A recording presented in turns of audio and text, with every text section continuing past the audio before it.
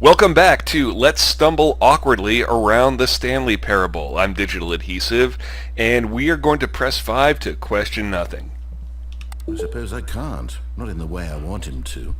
But I don't make the rules. I simply play to my intended purpose, the same as Stanley. We're not so different, I suppose. I'll try once more to convey all this to him. I'm compelled to. I must. Perhaps, well, maybe this time he'll see. Maybe this time. And I tried again, and Stanley pushed a button. And I tried again, and Stanley pushed a button. And I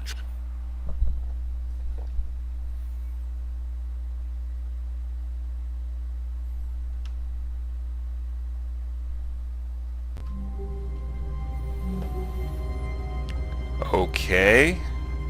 We're back, I guess. Oh dear. Oh dear. I'm not sure what to do. I guess we will take the left door? All of his co-workers were gone. Yeah, we know that much. Stanley decided to go to the meeting room. Perhaps he had simply missed a memo. Yeah, he's going. He's going. He's going. When Stanley came to a set of 2 open doors, he entered the door on his left. Alright, you happy now, game?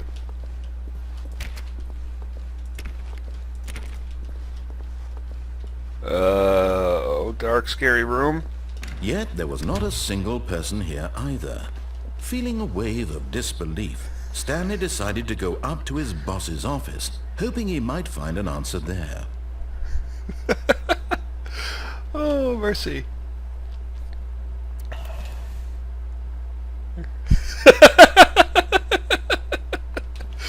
Oh, man. Yeah. From one who used to work in an office environment. Yeah.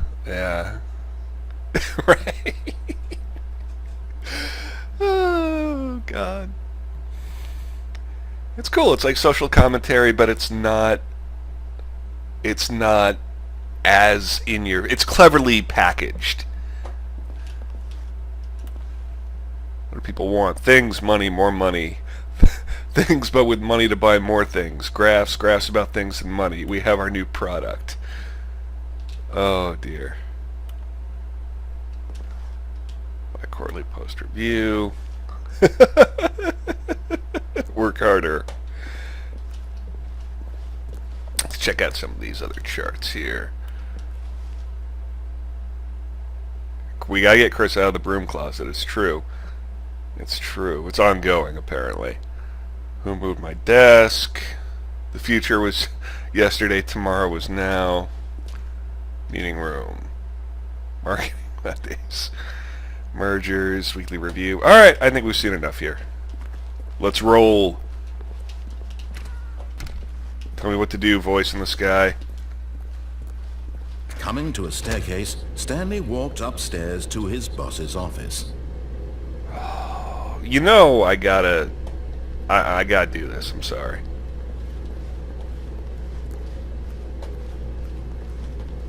How can we not?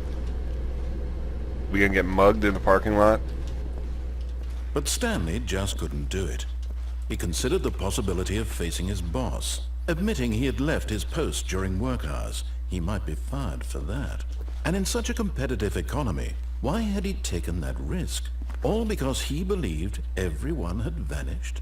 His boss would think he was crazy. And then something occurred to Stanley. Maybe, he thought to himself, maybe I am crazy. It's true. All of my co-workers blinking mysteriously out of existence in a single moment for no reason at all.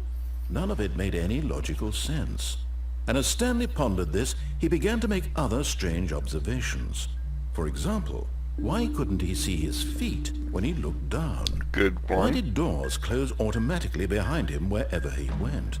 And for that matter, these rooms were starting to look pretty familiar. Yeah. Were they simply repeating?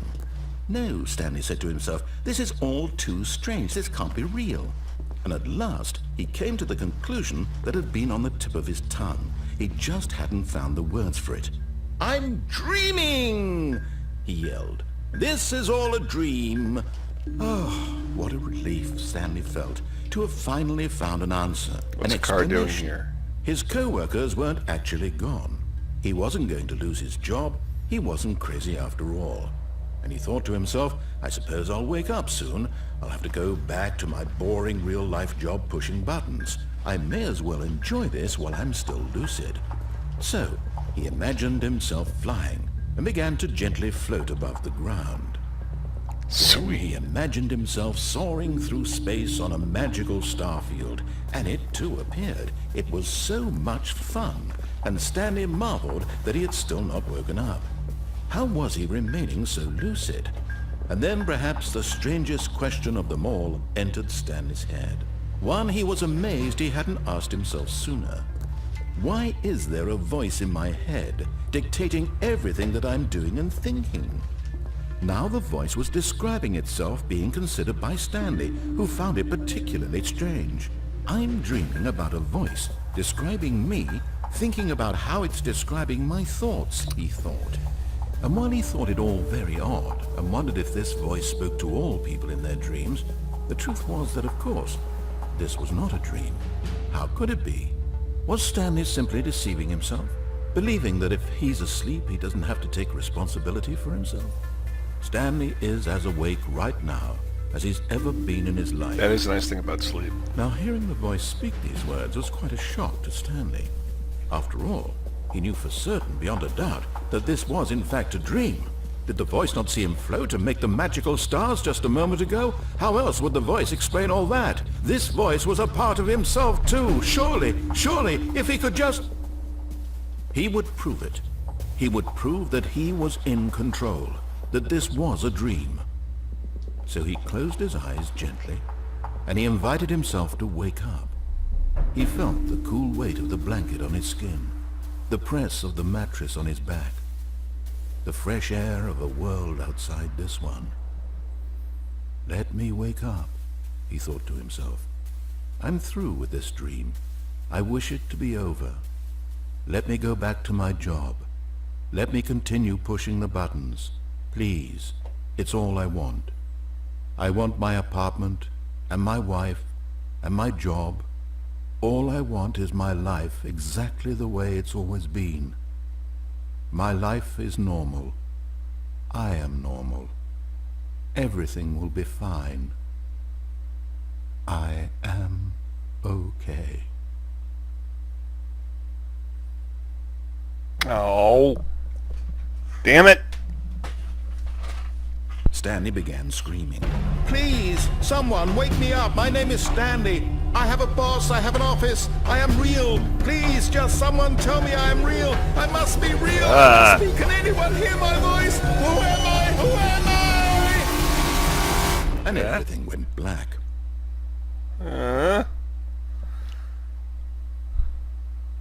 Okay. This is the story of a woman named Mariella. Mariella woke up on a day like any other. She arose, got dressed, gathered her belongings, and walked to her place of work.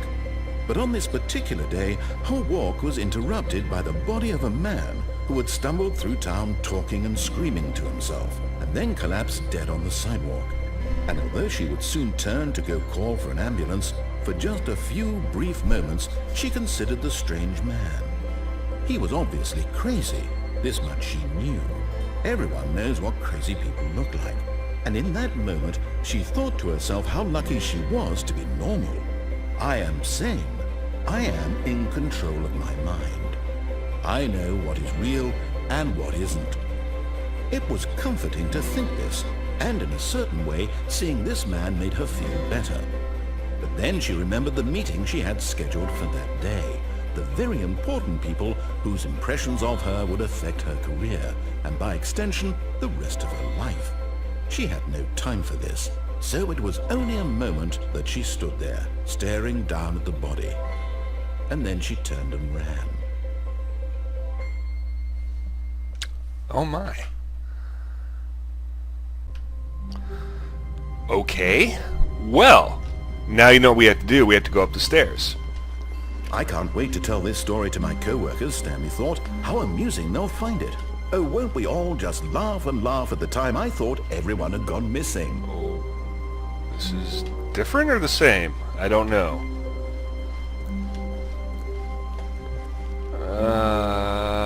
Okay, When so Stanley came to a set of two open he went doors, left. he entered the door on his left. He did indeed.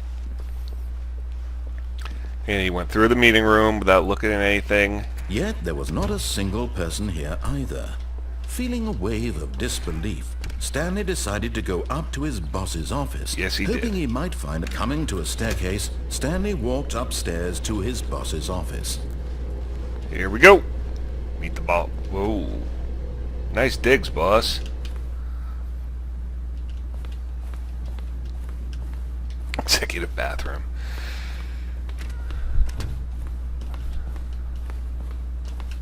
Stepping into his manager's office, Stanley was once again stunned to discover not an indication of any human life. Shocked, unraveled, Stanley wondered in disbelief who orchestrated this. What dark secret was being held from him? What he could not have known was that the keypad behind the boss's desk guarded the terrible truth that his boss had been keeping from him. And so the boss had assigned it an extra secret PIN number. 2845. But of course, Stanley couldn't possibly have known this. Yet incredibly, by simply pushing random buttons on the keypad, Stanley happened to input the correct code. Whoa. By sheer luck.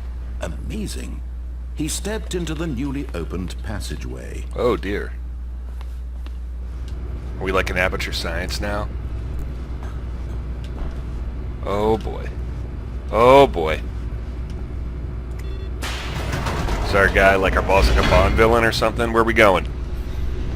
Damn, this game does screw with your brain. Descending deeper into the building, Stanley realized he felt a bit peculiar.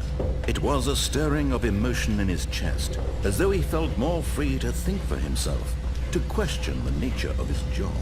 Why did he feel this now, when for years it had never occurred to him? This question would not go unanswered for long. Okay, so we're getting a little bit more assertive. We're thinking more freely. Stanley walked straight ahead through the large door that read Mind Control Facility. No point being around the bush when you got a secret underground complex, right? Oh Jesus, are you? I got choices and again. No. Escape. All right, let's escape.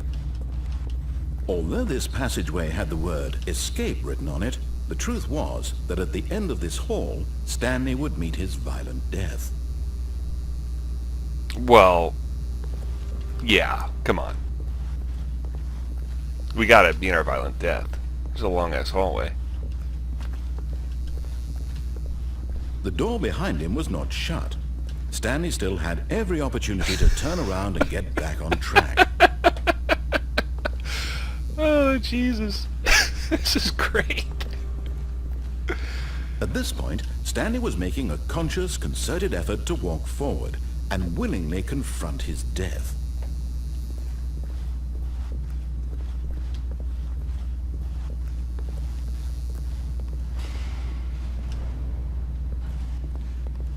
Oh, dear. Well, Geronimo. Oh, God.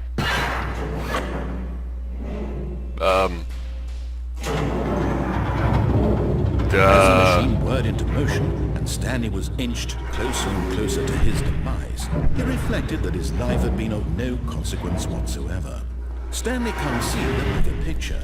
He doesn't know the real story, trapped forever in a narrow vision of what this world is. Perhaps his death was of no great loss, like plucking the eyeballs from a blind man. Oh boy. And so he resigned and willingly accepted this violent end to his brief and shallow life. Farewell, Stanley. Oh, God save the Queen. Farewell, Stanley, cried the narrator, as Stanley was led helplessly into the enormous metal jaws. In a single visceral instant, Stanley was obliterated as the machine crushed every bone in his body, killing him instantly. Oh. Who's that lady narrator? Are we dead? Oh, no. Well, I guess. Okay. That's me. And yet it would be just a few minutes before Stanley would restart the game, back in his office, as alive as ever. What exactly did the narrator think he was going to accomplish? I don't know. When every path you can walk has been created for you long in advance, death becomes meaningless, making life the same. Do you see now? Do you see that Stanley was already dead from the moment he hit start? No. Oh, that is cool. Cute little model.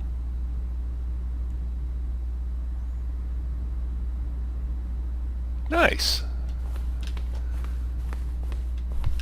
Nature paintings, gotta have them. Add a nice big splash of color to this sterile room. Stanley's computer. So this is the end of the game. Well, there's the credits. The office, nice.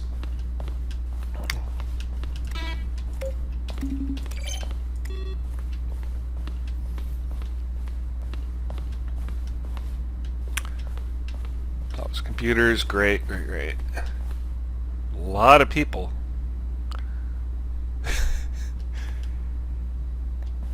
Good narrator. Okay, so where the hell do we go?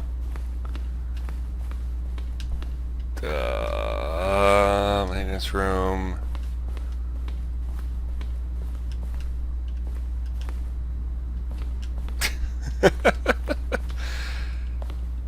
What a mindfuck.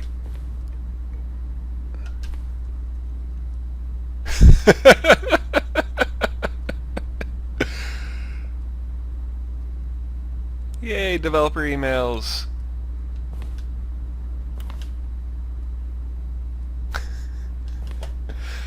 Okay, what we got over here? I saw they put like this whole sort of like slice of life thing into apartment timer. In previous editions of the choice leading to the apartment ending, a timer would give you 15 seconds to pick up the phone. Not picking up the phone would lead to a different ending. Okay. The hell's this? Early version. Okay.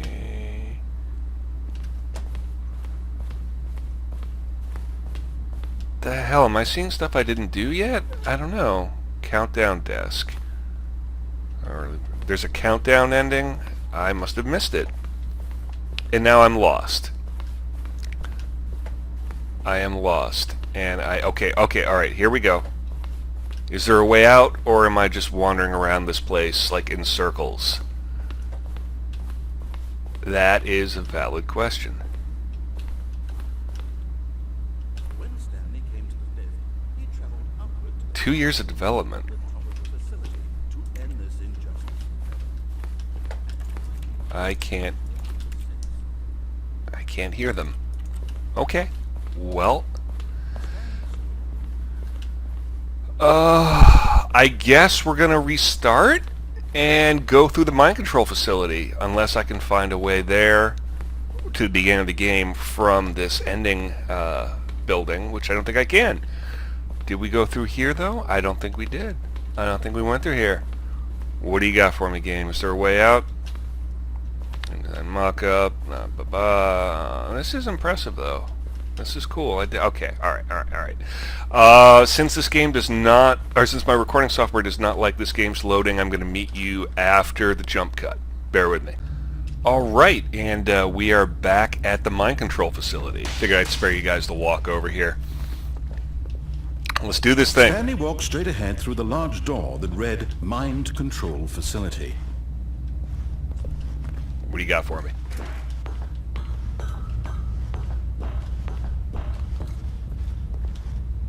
Okay. Button. Well, we know what we do with buttons, right? The lights rose on an enormous room packed with television screens. Whoa. What horrible secret did this place hold? Stanley thought to himself. Did he have the strength to find out? Yes, he did. Come on, Stanley, you're my boy. Let's do this. Oh, here are those buttons. Okay. Camera. Now the monitors jumped to life, their true nature revealed. Whoa. Each bore the number of an employee in the building, Stanley's co-workers. The lives of so many individuals reduced to images on a screen, and Stanley, one of them, eternally monitored in this place where freedom meant nothing. Whoa. That's pretty cool. Alright. I dig this. Damn!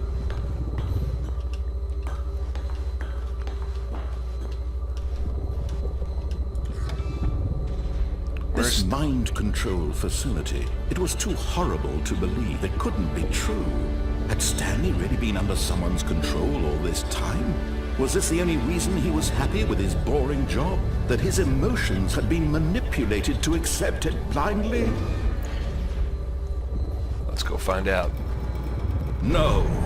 He refused to believe it. He couldn't accept it. His own life in someone else's control? Never!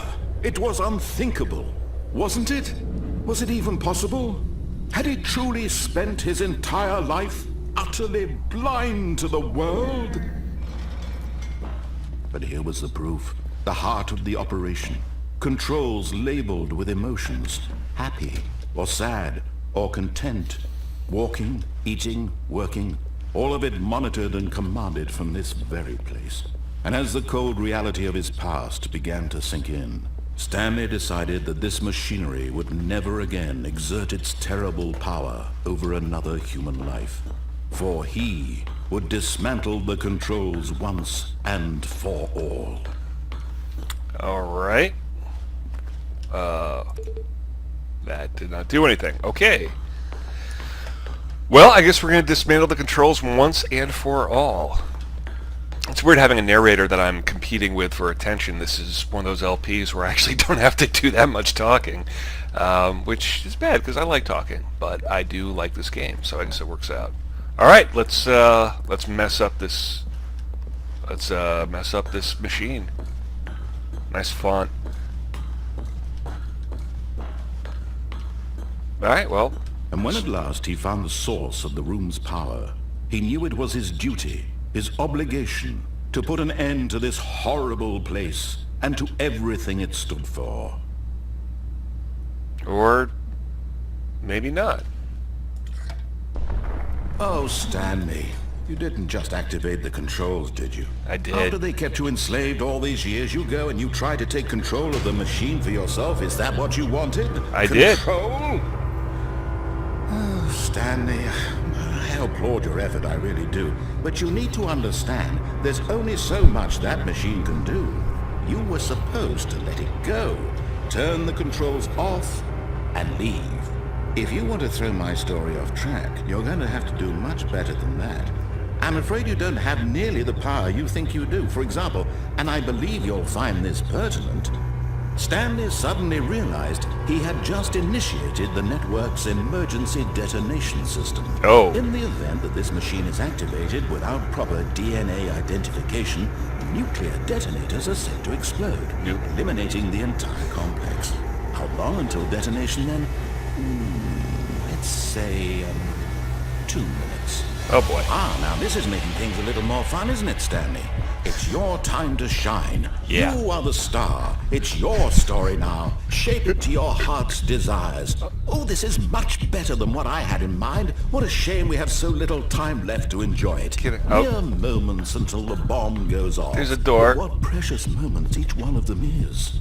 More time to talk about you. Hey! Me. Where we're going. What all this means. I barely know where to start. What's that? You'd like to know where your co-workers are? A moment of solace before you're obliterated? All right, I'm in a good mood. You're gonna die anyway. I'll tell you exactly what happened to them. I erased them. I turned off the machine. I set you free. Of course, that was merely in this instance of the story. Sometimes when I tell it, I simply let you sit there in your office forever, pushing buttons endlessly and then dying alone.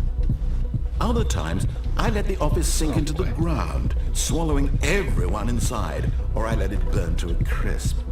I have to say this, though, this version of events has been rather amusing. Watching you try to make sense of everything and take back the control wrested away from you, it's quite rich. I almost hate to see it go. But I'm sure whatever I come up with on the next go-around will be even better. My goodness, only 34 seconds left. But I'm enjoying this so much. You know what? To hell with it. I'm going to put some extra time on the clock. Why Hey. not? These are precious additional seconds, Stanley. Time doesn't grow on trees. Oh dear me, what's the matter, Stanley? Is it that you have no idea where you're going or what you're supposed to be doing right now? Yeah. Or did you just assume when you saw that timer that something in this room was capable of turning it off? I mean, look at you. Running from button to button, screen to screen, clicking on every little thing in this room. Shut up! These numbered buttons. No, these colored ones. Or maybe this big red button. Or this door. Everything, anything, something here will save me. Why would you think that, Stanley? That this video game can be beaten? Won? Solved? Do you have any idea what your purpose in this place is? Stanley, you're in for quite a disappointment. But here's a spoiler for you. That timer isn't a catalyst to keep the action moving along. It's just seconds ticking away to your death. You're only still playing instead of watching a cutscene because I want to watch you for every moment that you're powerless. To see you made humble. This is not a challenge. It's a tragedy. You wanted to control this world, that's fine. But I'm going to destroy it first, so you can't. Oh boy. Take a look at the clock, Stanley. That's 30 seconds you have left to struggle. 30 seconds until a big boom and then nothing. No ending here. Just you being blown to pieces. Will you cling desperately to your friend? There's a Or will passcode. you let it go peacefully? Another choice. Make it count. Or don't. It's all the same. Alright, let's embrace All a part death. of the joke. Take Believe me. me, I will be laughing at every second of your inevitable life from the moment we fade in until the moment I say happily ever up. Bastard.